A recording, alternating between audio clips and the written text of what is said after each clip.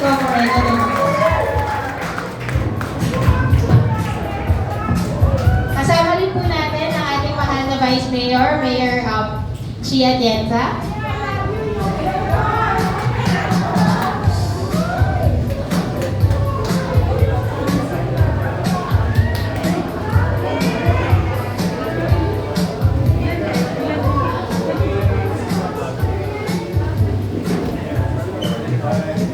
Talaga, magandang araw sa inyo. Maupo kayo. Pasensya na kayo, ha? Hindi ko ninais na paghintayin ko kayo ng 30 minutes. I'm supposed to be here by 2 o'clock. But the thing is, napahaba yung kwento. Ayan.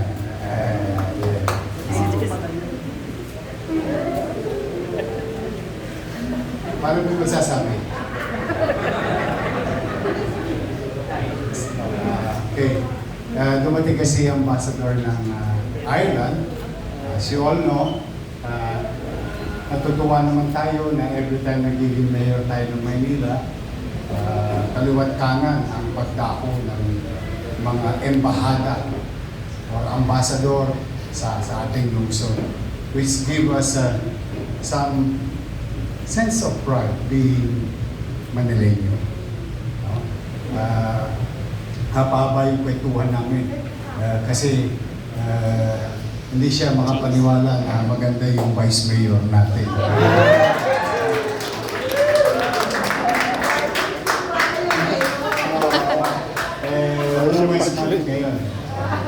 But I requested really Hero to see you.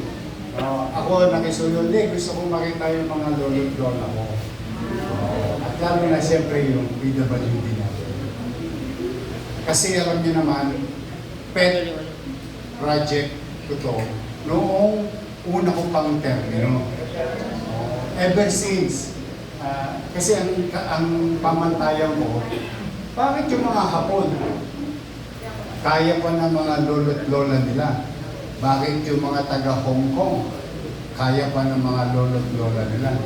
Matitibay din naman yung mga lolo't lola kung Manileño eh. Diba? May asin pa.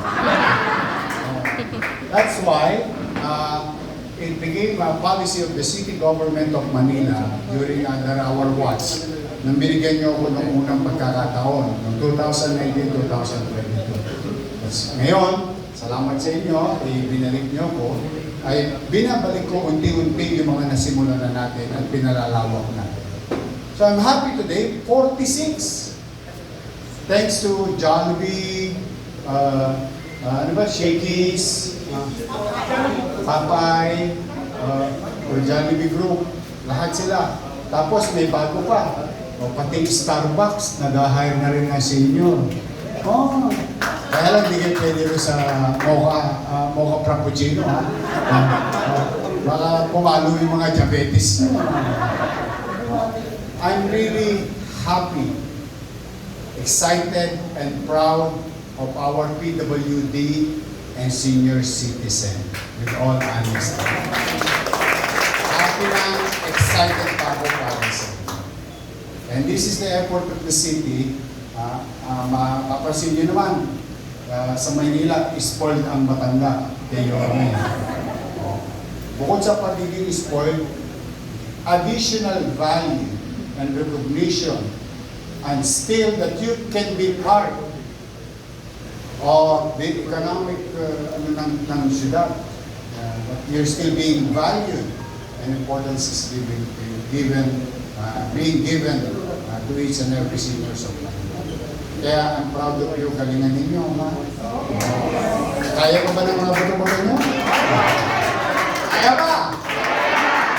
Kasi marami na nauna sa inyo by the thousands. And this will be additional roster, and especially to our PWDs. I love you.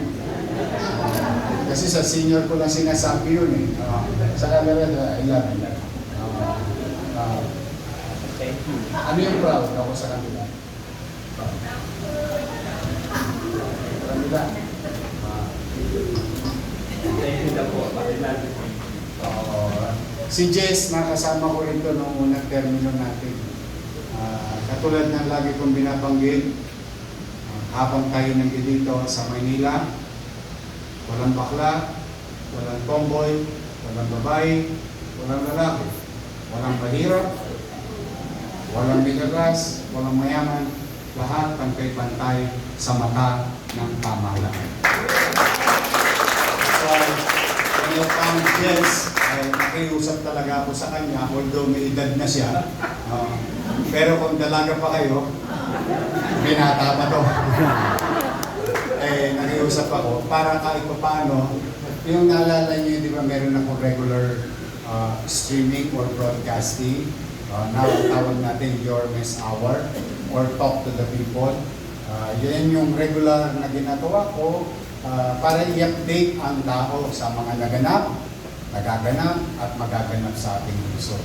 And we wanted to reach further our PWDs. That's why, yan po, si Jess lagi natin kasama. So anyway, kami ni Vice Mayor, magbibisita sa tindahan ninyo. Usually, nagsusurprise visit naman talaga ako. Katulad yun sa Papay, di ba? Tumira tayo doon sa Papay, doon sa may Robinson. Oo, nakadami ako doon eh. Tapos senior citizen yung nagsusurprise. So, good luck.